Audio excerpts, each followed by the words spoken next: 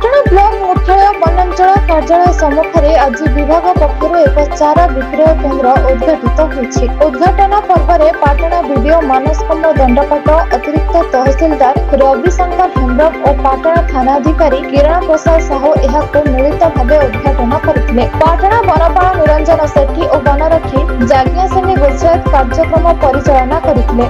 एठारे सर्वसाधारण को परिचय पत्र देखाई मात्र 1 टंका मूल्य डालिंब, आत, पेस्ता, बादाम, पिजुली, अमृतभंडा, लेंबू, कमला, करमंगा, अँला, जामु, पणस और कैथ आदि अन्य चारा विक्रय करा बेले ग्रामांचल लोकंकु सर्वाधिक 10टी और बजार अंचलवासी 5टी चारा जोगाई दियाजिबो। कौनसी सरकारी संस्था, स्कूल, संगठन, क्लब, स्वयं सहायक गोष्ठी किंबा वन सुरक्षा समिति नेबा पई चाहिए तेबे तांको 150 रु 200 गछ मागणा प्रदान कराजिबो।